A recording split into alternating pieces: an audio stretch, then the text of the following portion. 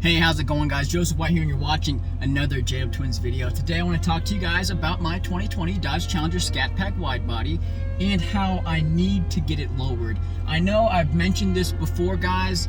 This thing comes stock with a lift kit, basically, alright? Talk about a car rolling on stilts.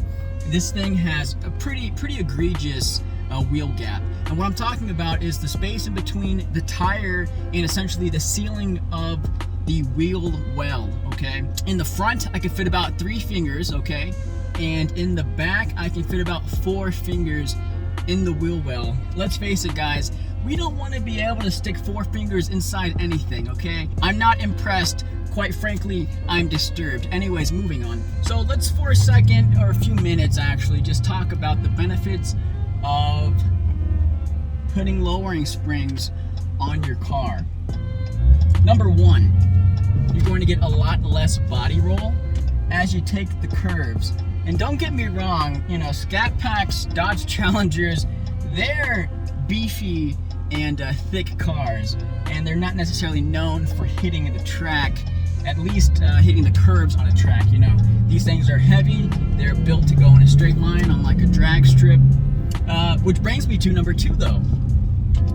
When you get a lowering kit for your car, it's going to reduce that squat that you get on heavy acceleration. And that's less momentum going back, right? More momentum going straight down into the ground, allowing these 305 with tires to propel you forward, all right? So that's the second benefit of getting a lowering kit.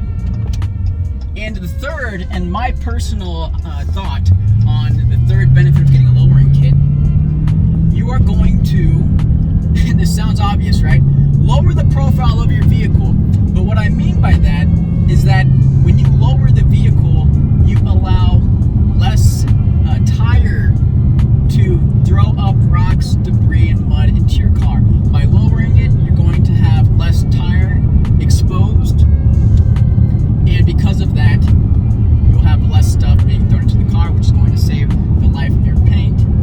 And we all know, all of us Scat Pack wide body owners, or just even if you have the wide body Hellcat, we all know about the amount of dirt and rocks that get kicked up into the side of the car and into these fender flares.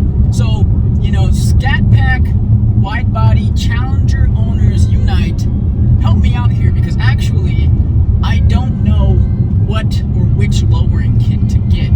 I've heard the iBot Pros, a lot of people put them on their car, and I think that's the one I'm gonna go with. I just don't know honestly which one specifically. So I've been on websites like American Muscle, right? And American Muscle shows 2 kits, 2 iBot Pro kits for the Challenger. One is for the Scat Pack, and the other one is for the RT, okay? So when I go on the website, it shows that the iBot Pro kit for the Scat Pack does not fit my wide body Scat Pack, but it shows that the iBot Pro kit for the RT Challenger fits my wide body Scat Pack. So honestly, guys, I'm a little perplexed. I'm confused. I don't know which one to choose. So if you guys could, in the comments, you know, let us know. Let me know, and what's going to also help is going to let other viewers know and help them out as far as deciding to choose which kit to use. And honestly, I think all of us would appreciate it.